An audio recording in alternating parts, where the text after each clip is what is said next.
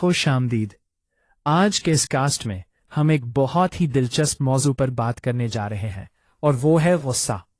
کیا آپ نے کبھی سوچا ہے کہ غصہ کس طرح ہماری زندگیوں کو متاثر کرتا ہے؟ بالکل، غصہ ایک انتہائی تیزی سے پھیلنے والا جذبہ ہے، اور اس کے بارے میں ایک بات خاص طور پر اہم ہے: کبھی بھی غصے والے شخص کو غصے سے جواب نہ دے۔ یہ بہت سچ ہے۔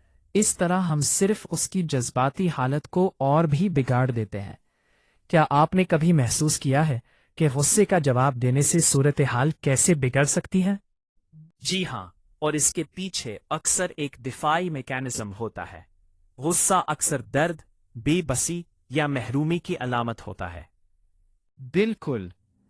جب ہم غصے سے جواب دیتے ہیں تو دراصل ہم اس زخم کو مزید گہرا کر رہے ہوتے ہیں۔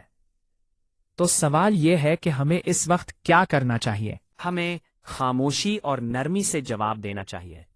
اس طرح ہم نہ صرف دوسرے شخص کی مدد کرتے ہیں بلکہ اپنی روح کو بھی بچاتے ہیں۔ بہت خوب۔ یہ واقعی ایک طاقتور خیال ہے۔ ہم خود سے کہہ سکتے ہیں کہ میں کسی اور کے زہر کو اپنی سانس نہیں بننے دوں گا۔ اور حقیقت میں غصے کو جذب کر لینا کمزوری نہیں بلکہ یہ دل کی طاقت ہے۔ صرف بڑے ظرف والے لوگ ہی یہ کر سکتے ہیں۔ بالکل، اور یاد رکھیں، روشنی وہی ہے جو اندھیرے کو چھو کر بھی بجھتی نہیں، بس چمکتی ہے۔ آج کے اس کاسٹ سے ہم نے سیکھا کہ غصے کا جواب دینے کی بجائے ہمیں سکون اور نرمی سے کام لینا چاہیے۔ یقیناً، یہ ایک طاقتور سبق ہے۔